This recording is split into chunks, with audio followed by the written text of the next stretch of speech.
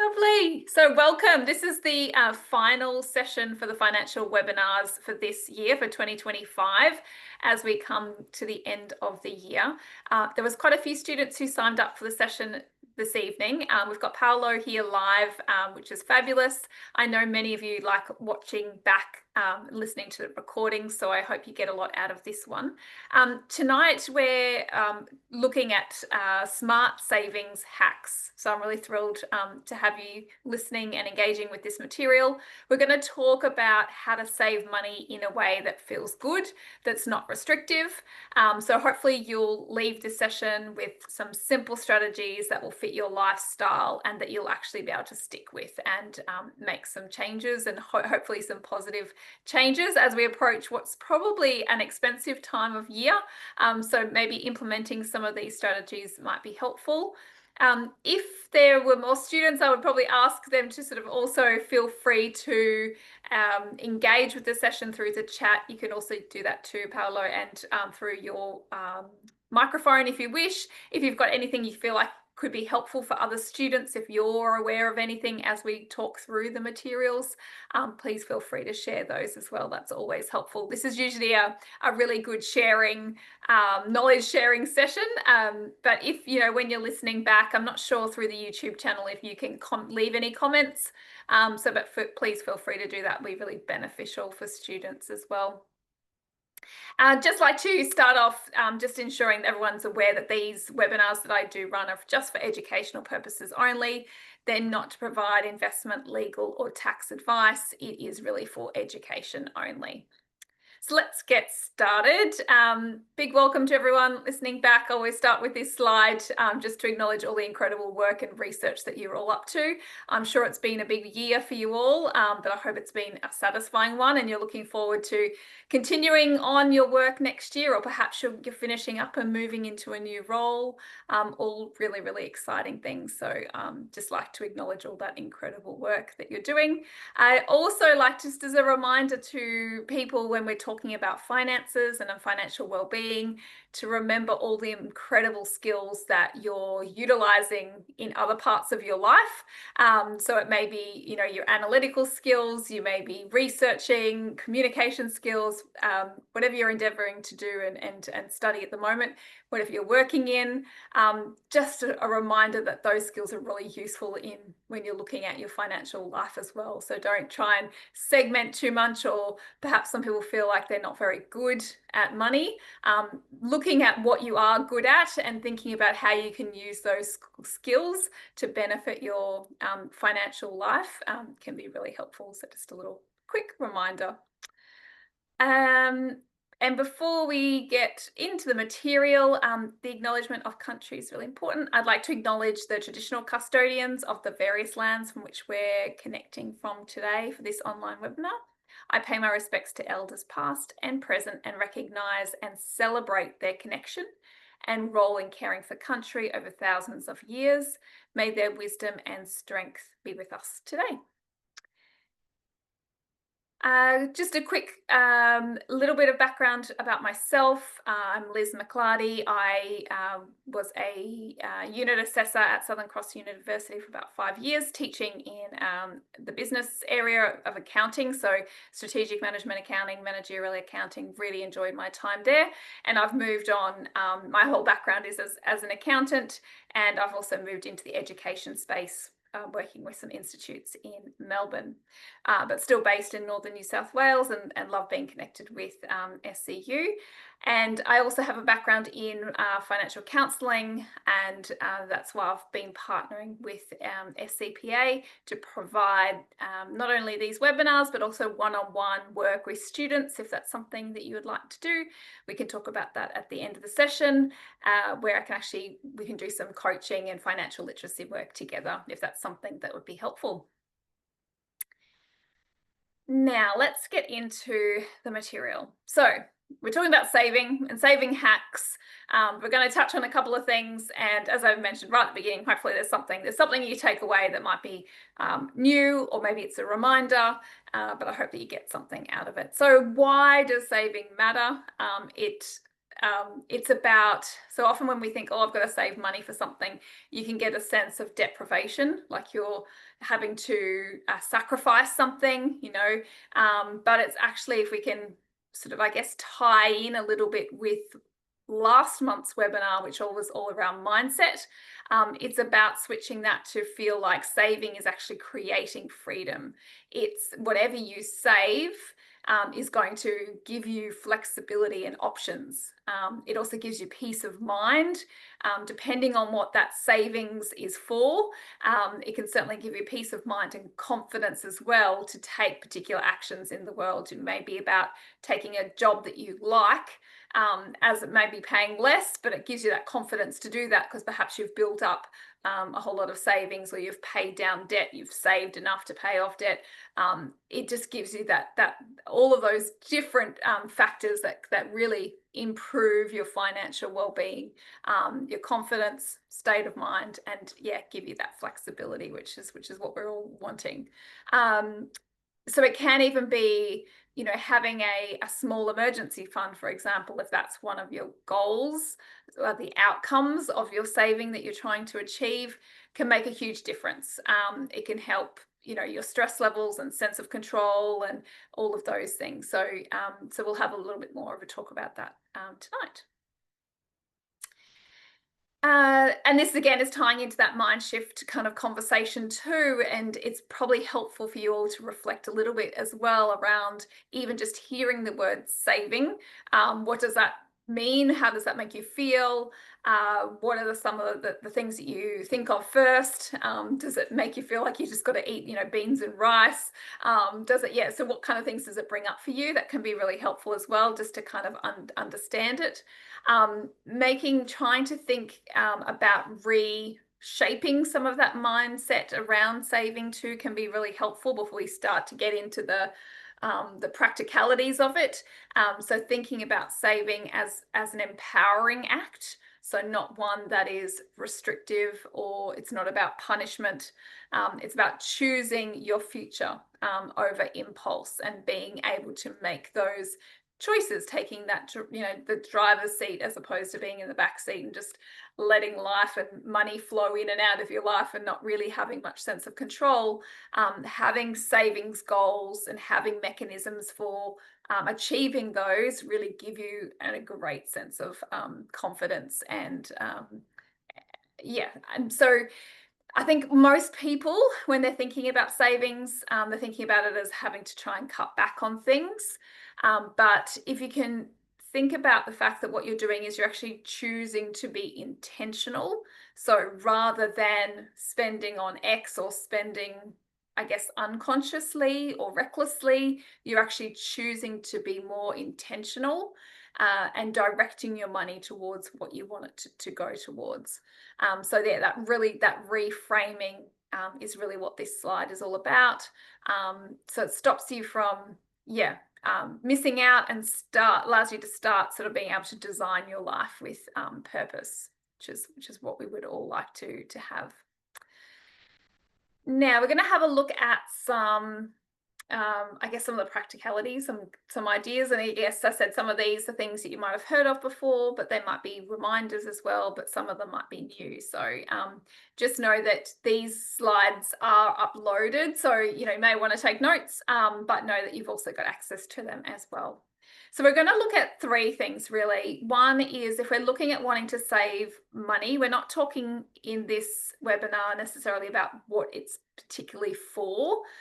We've covered some of that in earlier webinars throughout the year about what you might be aiming or goal setting, what might be some of your goals. So it's kind of assuming that you've got an idea of what it is that you're saving for. But this is really about, well, how can you do that and how can you maximize it? So firstly, we're going to look at how you can increase your income. Obviously, if you increase your income, you've got more margin to be putting towards savings. And the same goes for costs. When we're looking at our finances, they're the two levers that we've got available to us. So we can either increase our income or decrease our costs. And we can also look at some sort of other opportunities to innovate and think differently about money as well. So we'll have a talk through and look at some of those. So moving on, we're going to get some of these slides get a little bit detailed. So this is where it's going to be helpful to, maybe look back at them when they're in the recording. But we've just got some ideas here about how you might be able to decrease some of your costs. And I think these are slightly out of, I think we started with income on the other slide, slightly out of order. But we're going to look at costs first. So I'm just moving a couple of little things around on my screen so I can see all of this. So a couple of ideas here to share, but Paolo, if you've got any other ideas, please feel free to add them into the chat, or we can have a chat about them too. But this was just some things I was trying to do a fair bit of deep research to kind of look at some things that maybe some of you may not have come across before. So firstly, if you're looking at, okay, how do I decrease my current costs? One of the good online tools is comparison sites. So looking at particularly your big ticket items, identifying, I think first, even before we start comparing our costs and looking at how to decrease them, what can be really helpful is identifying your biggest costs and looking at whether there's an opportunity to reduce those. Some of the smaller little itty bitty costs, yes, you can change them and probably, but the impact of that change is going to be less. So you've got more opportunity to save more in some of those big costs usually. So have a look at those. Most of the time for most people, that's housing. So if it's rent or mortgage, having a look at, is there any possibility of, changing either of those? So I know both of them are very expensive, and there is pressure on everybody with those at the moment, but it's really trying to sit back and review it and think through, is there any other options around rent? Is there any, changes to my mortgage, shop around. So it's really looking at those comparison sites. The next big one for people is utilities as well. So any of your power bills and insurances as well. So you really want to have a look at the credible online comparison sites, not the Compare the Market or anything like that. Those ones you'll find are actually, they're not an objective engine. They're actually run in the background by algorithms to try and get sales. So yeah, try and find some really good credible comparison sites to negotiate. And yeah, that's probably the first tip. Looking at whether you can pay some of your bills through cashback credit cards. So there's some of, if you want to check out some of these, like Upbank or ING, Orange Everyday accounts. There are some mechanisms within those when you're paying bills different to a credit card. So really avoid all consumer debt. It's very costly. So that would be also somewhere to start as well, to get rid of that, decreasing your cost, getting rid of any of that debt that you might have, and then ensuring that you no longer need those facilities, which are very costly. Looking at using bulk food co-ops, if you've got any in your local community, if there's any community pantries or discounts available for food and groceries, that's often a really large expense for people as well. And what feeds into that is being more, and it depends on, some people are really good planners when it comes to food, but sometimes we can just get out of the habit of doing that. So getting back into a good habit around planning out your food and your shopping, you can save a lot of money. So yeah, making sure you've got a plan for what you're eating, and whatever you're cooking, if you can cook it in bulk and be able to freeze some. So that kind of idea of cooking once and eating twice. So batching things, even doing that with flatmates or friends to, share meals. If you want some more variety, or someone who's like really good with, spaghetti bolognese and somebody's really great with a curry, you can even do that amongst friends and swap them, which can be a really great idea, neat idea as well. And looking at how much you're spending on food that you're purchasing as well. So anything that you haven't made yourself is really expensive. So looking at, is that really where you want to be putting all your money, or could it be that you might need to change a little bit of a habit there as well? Because it's just those simple things that we get into a habit of that feel good or taste good, but maybe we kind of just want to look back at it and say, right, okay, maybe I'm eating out 4 times a week. if I could cut that back even into just 2 times a week, how much could I save? So that could be really beneficial. And then look at some of those home cooked meals that you can make and plan for yourself and be really healthy too. So there's often lots of benefits as well. Another big one for people at the moment is subscriptions. So a lot of the time we're signing up to subscriptions, if it's uh, TV, Netflix, etc., or it might be apps on your phone. It's easy to sign up to them and then you just lose track. And then you look back in your bank statements and you see all these charges for things that you've lost track of. There's 2 sites, so Rocket Money and We Money can be really helpful at helping you to track your subscriptions and find them and see, okay, what are all the subscriptions that I've signed up to? And then you can start to get rid of all the ones that you don't need. And we know they love you signing up to them, and they usually make it more challenging to unsubscribe, but it's really worth just doing a little bit of an audit regularly to make sure that, yeah, you're unsubscribed to all the ones that you don't need, and you're not subscribing to multiples that you're really getting the use out of as well. So yeah, really just little things like that. And then there's ideas around, another big expense for people is transportation. Depending on where you're living, where you're based, the options around that will vary, but it may be around having like a bike share or a car share program instead of owning your own car. Owning your own car is much more expensive, but again, it's individual. It depends on what your situation is. Maybe that doesn't lend itself, but it may just be about rethinking something as well. So perhaps, you could combine things like exercise and transport together if it's an option, even if it's getting you to a bus rather than using your car, there's an option there as well. So just some thoughts, lots of different ideas, but maybe there's something in there that might spark something for you. But I really encourage you to kind of look at listing out what your expenses currently are and identifying and seeing what those big ones are, and also just giving yourself that reflection time to look at it and say, wow, okay, this is how much I've been spending on these particular items. Is this where I want my money to be going? What is it that I'm wanting to do?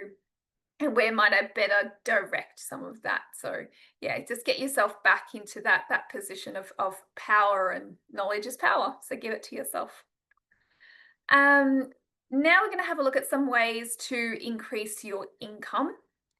So lots of traditional ways to think about this as well, but I've tried again to try and do a lot of research about some different avenues, some that I hadn't come across before either, so I just wanted to share these as well.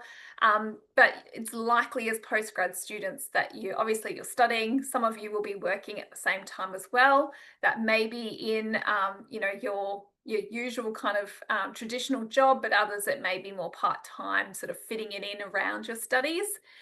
So some of these may be of interest or help you as well. So looking at freelancing some of your skills depending on what your background is.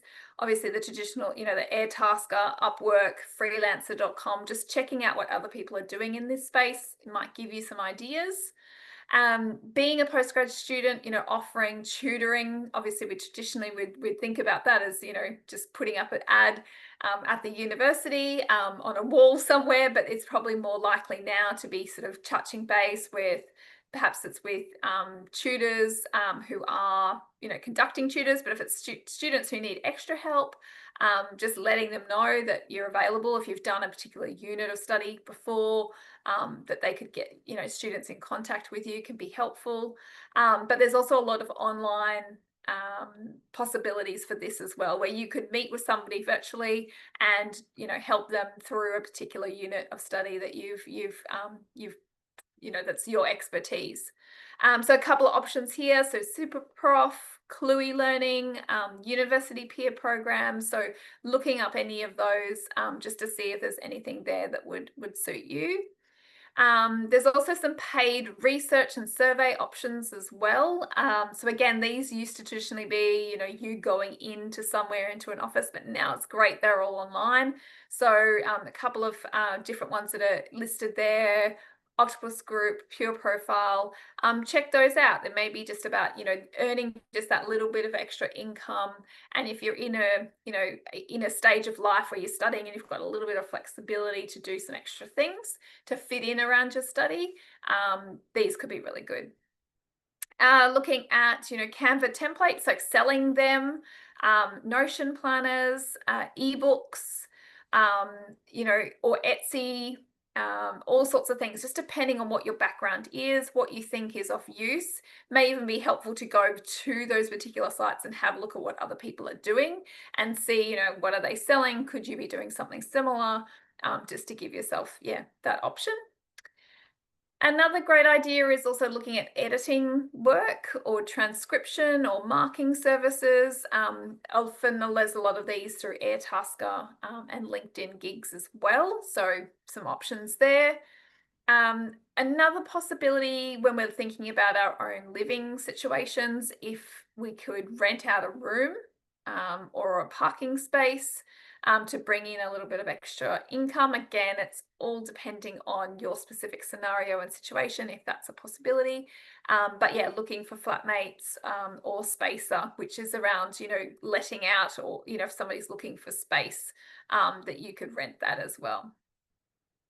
Another great way to increase your income is always a good, routine, maybe an annual habit to get into, is to do a little bit of an audit of your stuff, and to flip or resell anything that, you don't need anymore, or you haven't been using. So, Facebook Marketplace, eBay, Poshmark AU, all really good sites to do that as well. And sometimes, just cleaning that out and getting that extra cash, and then, saving that and putting that aside for whatever it is that you're trying to achieve can be really helpful.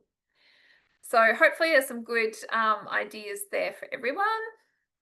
Now, looking at just some different sort of innovative ways or different things to think differently about savings.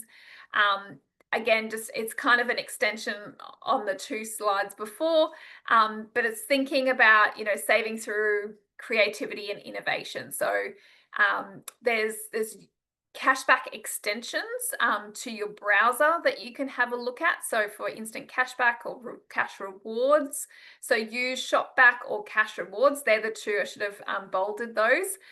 To have a look at those and how that works is something that I came across, which was quite cool.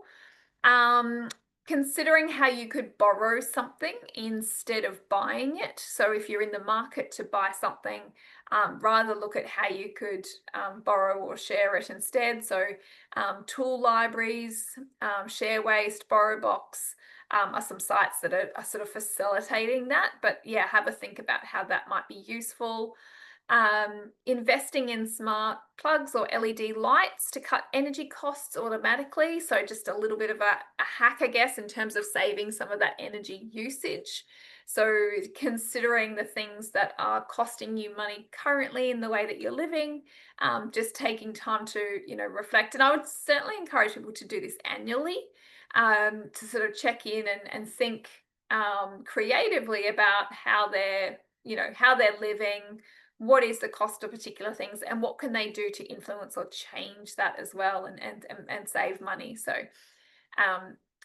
So yes, the lights are one of those.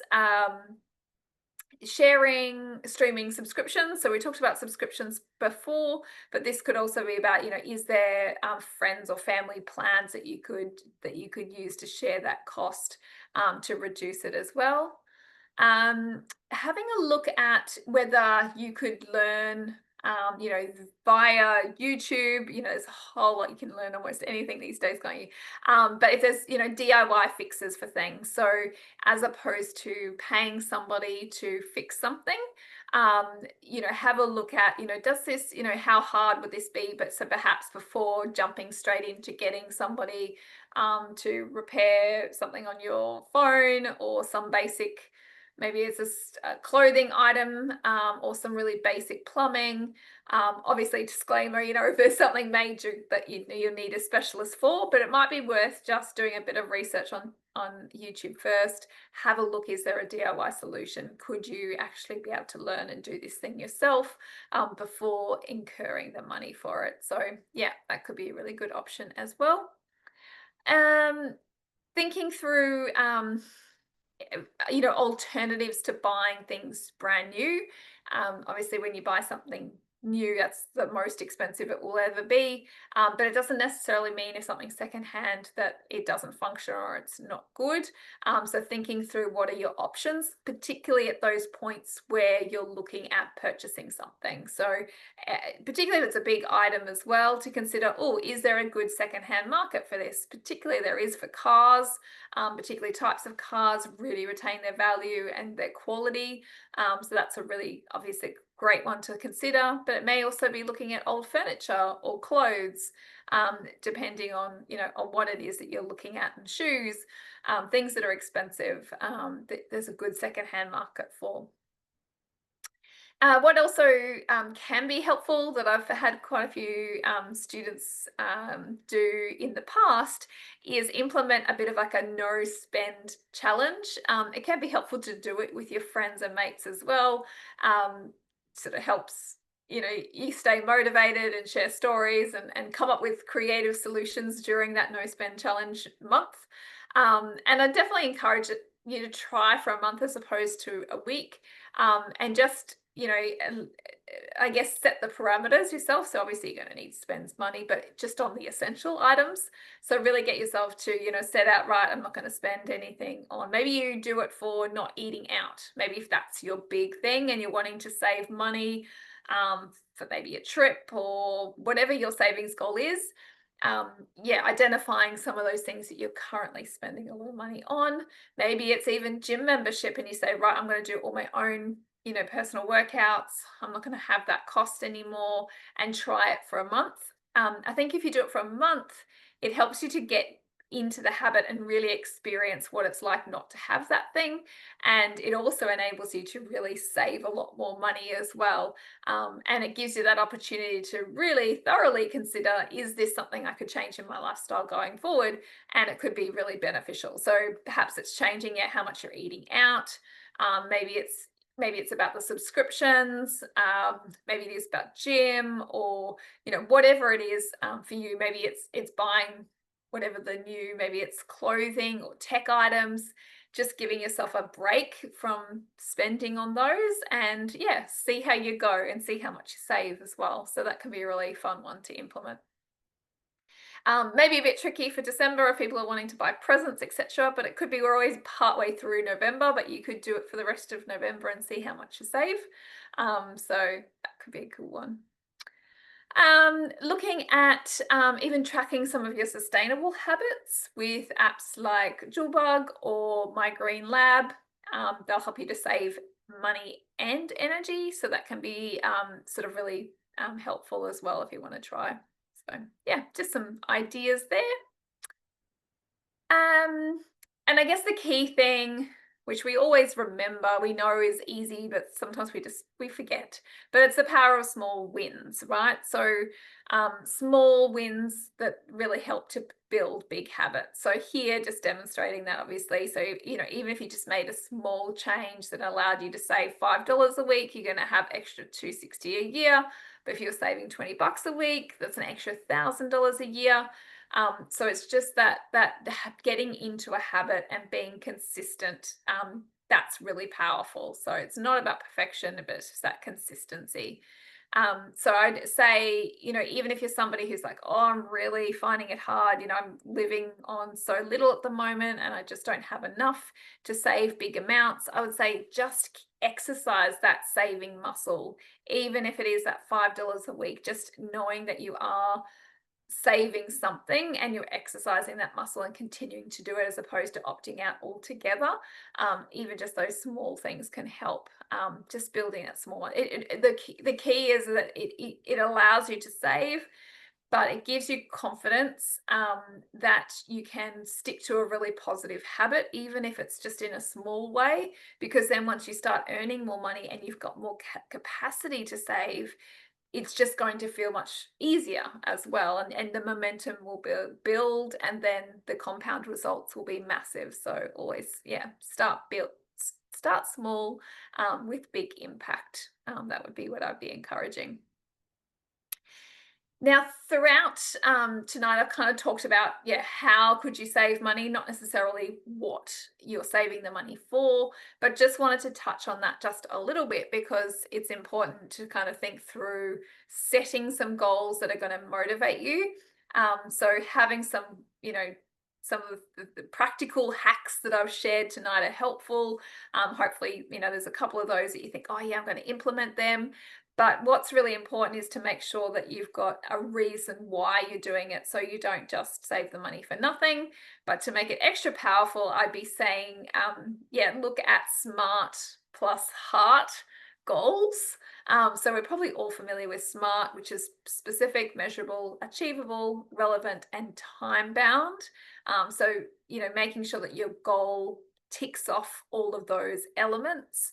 But I like to add in the heart as well. So you're emotionally connected to what matters most. So it's going to really fuel you to save and to achieve that. So an example here is that you're going to save $1,000 in 6 months' time.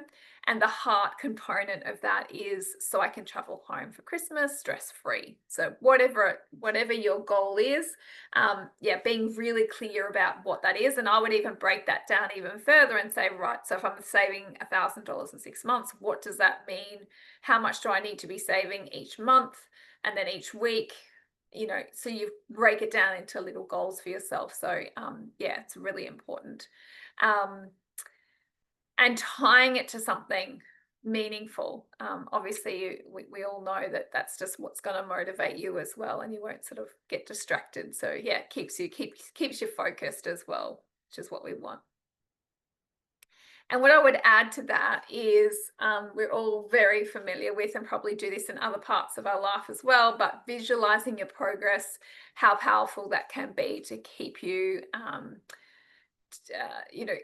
focused on that goal and achieving it. So as you can see your progress, you're going to stay motivated. So using a tracker app or a simple spreadsheet, even just a piece of paper. I've used this before for particular goals, stuck it on the fridge. Doesn't need to be fancy or complicated or expensive. Just coloring in a component of each part of that goal is really powerful. It also helps if it is something that you want to share with your household.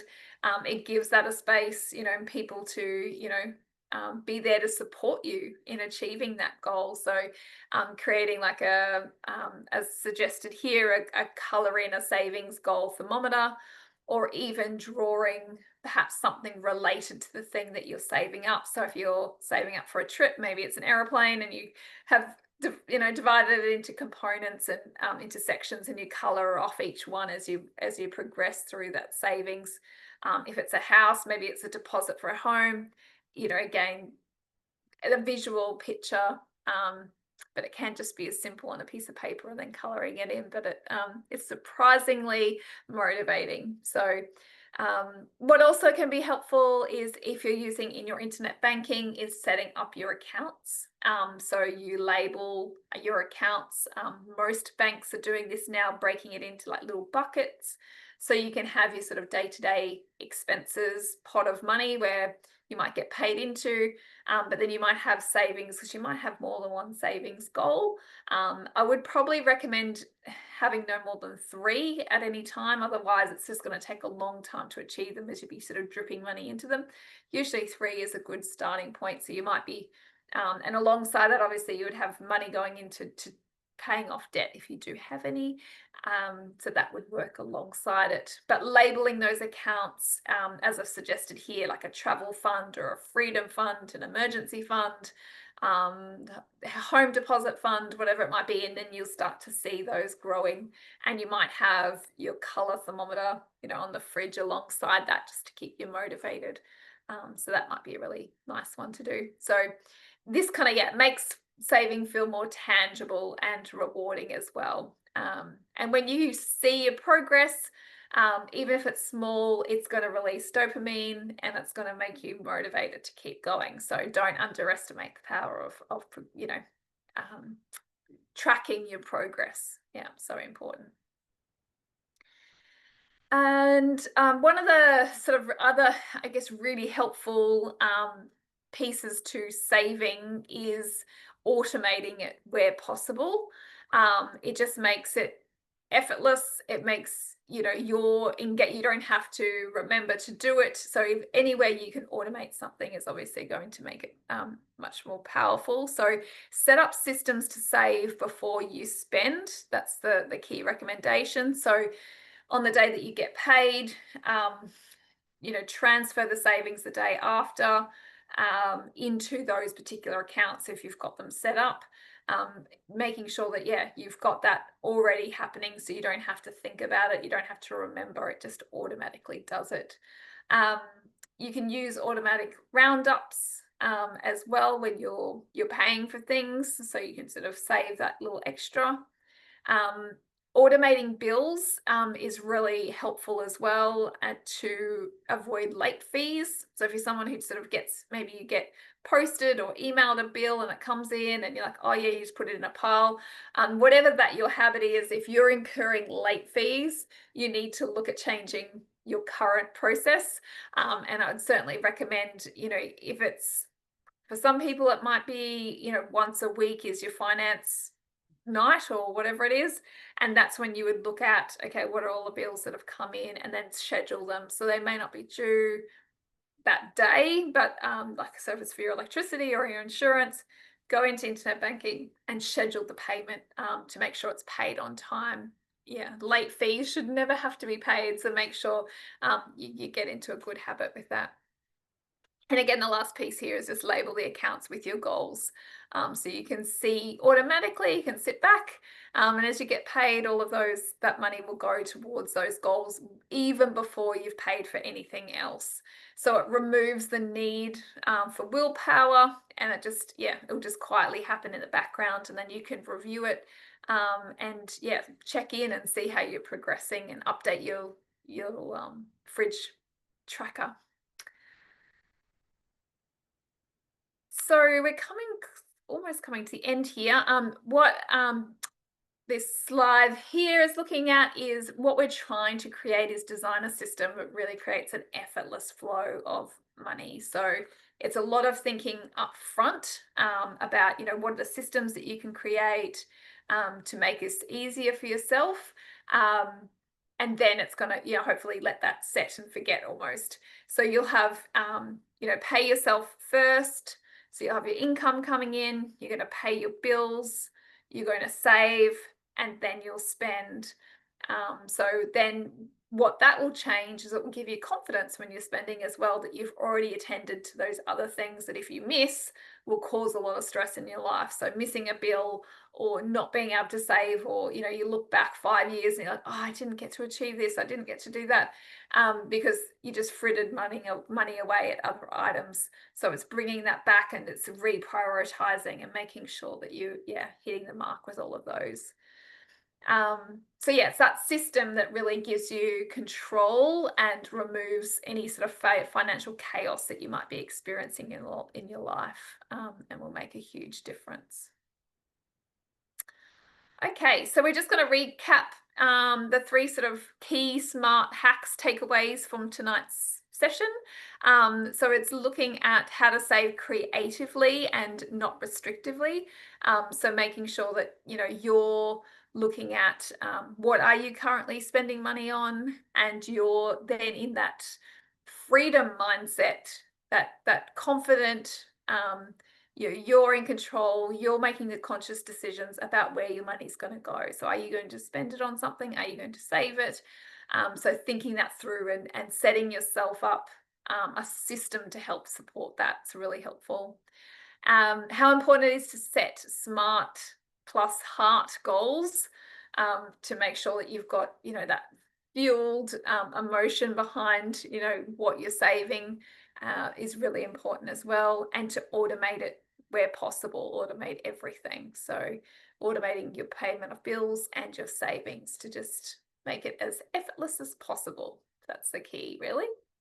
And just to always be thinking about it, it's not about, and I know we hear this a lot for different domains, but it's relevant here for finances too, is not to beat yourself up about having to try and achieve perfection. It's about progress. It's that slow, healthy consistent habits that will really get you there as well and make a big difference to how you're feeling about your finances, but also, at the end of the day, what your wealth is looking like. All right, so good timing. This is usually the time of the session where we get to have a bit of a chat and share perhaps maybe something that you might start this week. Paolo, I don't know if you wanted to share anything in terms of how you found some of what I've worked through tonight, or anything with the group. If you don't, that's okay. But if you'd like to share maybe something that you might like to implement this week, that would be great. Yeah, so for the most part, I'm doing most of the stuff that you've said already. So that's Cool. reassuring because that says that I'm doing the right things. Yeah. So that's really helpful. But you've given some stuff that I have no idea you could actually do. Like I'm not familiar with cashback credit cards. I Mm. could actually do some surveys online that pay some stuff. Yeah. And yeah, living with kids, there's lots of stuff here that I could probably flip online as well. So yeah, Yeah. I'd look into those things. But yeah, again, for the most part, I'm doing almost everything you've said. So I'm real happy with that. Oh, that's good. Very pleased. Yeah. So that's really nice reflection too. And a really worthwhile one. I hope other people do as well. It's worth checking in to kind of give yourself that feedback, right? That you are on the right track. You are doing a lot of positive things already. And we can all do, a bit of an update or elevate some of our habits, and that's fine too. But yeah, really good that you've got some other ideas, and I think it's good to reflect too on, it's not something, I guess we sometimes think that financial wellness is something that you're trying to, um it's like well-being, isn't it? It's like you're trying to get there but you never get there, if you know what I mean. But I think what you've kind of got to, I think we've all got to come to terms with is that it's an ongoing relationship with money that we are constantly engaging with. It's part of our life. It runs alongside. It's an enabling. It's just a supportive part of our life. But what is also going on is that our life is also changing and twisting and turning. And as you say, there's different seasons, different things are priorities. And it's important to adapt what you're doing to fit in with those as well, and think about what could be done at particular times, and review it, have that time to review and think about your goals. And yeah, I think that's also helpful. Do you have you don't need to share your goals, but is that something that you do as well? Do you set financial goals for yourself or savings goals? Are you clear on those? Yeah, definitely. Yeah. I think it's also one of the healthiest things I can do in a relationship. Mm. It's not just me doing it; it's also my wife Yeah. helping me reach those goals. So yeah. Yeah, perfect. No, that's brilliant, and another really great, really positive approach to finances, and as a couple, really nice to hear. Yeah, it's together. It's being clear on what is it that you're both trying to achieve, and how can we both work on this and achieve this together. And with kids as well, getting them involved can also be helpful, or getting them even clear on starting to think about their own goals and how they can achieve them if it's something particular they're saving up for. They'll be watching you and seeing what you do. So if you're flipping something, or selling stuff on marketplace, it's a great experience for kids as well. And when they get a little bit older, you can get them to help you. Perhaps they share some of the profits. It really nice, lots of different learning. And it sounds like you've got a really positive outlook towards it as well, which is really good. But I'm pleased that there were a couple of little things perhaps in tonight that was new to you, so you can have a little bit of a research and investigate those, which is really great. But also a really lovely takeaway that you are on the whole really on the right path already, which is fabulous. So yeah, very very cool. So usually at this stage, if we had more students, we'd probably hear some different ideas from everyone. But I'm hoping to those who are listening back that still, you having listened to what we've gone through tonight, that you do think about, what could be one sort of savings hack that I've kind of talked through that you might want to investigate, you might want to implement, or perhaps it's even looking at maybe there's a habit, something that we've talked through that made you think, oh, I don't think this is actually helping me anymore. I want to stop doing this. So it might be looking at what can I start and what can I stop. That might just open up a little bit more margin in your financial life to give you some extra money to save towards something, whatever it might be. So it might be a way to increase your income, or it might be something that's going to help you reduce your costs. So I hope that's the case. So just to finish off, I'd just like to just share that I am available. I work with the SCPA to provide one-on-one sessions with students as well, and these are of no cost to you. So they're free. Every student can have up to 6 if that's needed, and they're really there to talk through and support you through any sort of financial. It's not about advice, but it's really about soundboard and support. So if there's something that you're thinking through, maybe you're looking at developing a budget, or you're trying to save for something, and you just feel like it might be helpful to just talk it through with someone. I know sometimes it can be hard to find someone to talk about the details. They're completely confidential, and are really guided by what it is that you might like to be working through. So it can also be anything to do financial literacy wise as well. Perhaps there's financial products you're not sure about, or terms, or superannuation, or I've got a lot of students who are new to Australia as well, so there are some things that are just a bit different. Happy to talk about and be available to help you. So the best way to get in contact with me is through the SCPA, through the email that you can see on the screen now. Just send them an email and let them know that you'd like to get in touch, and then we can organize a time to get together, and we just virtually, as we are on the screen now, we can talk through whatever it might be that would be of help to you. I also like to just share as well, if you're not already, how to be an SCPA member. So it's free. All it does is gives you early access and notifications to workshops and resources like this. So you can just sign up. I don't know if the link works to the recording, but you just pop that into your browser, and you'll be able to sign up. So that's just another little reminder. But that kind of brings us to the end of all the material, and I'm so glad that you came along, Paolo, and it was helpful.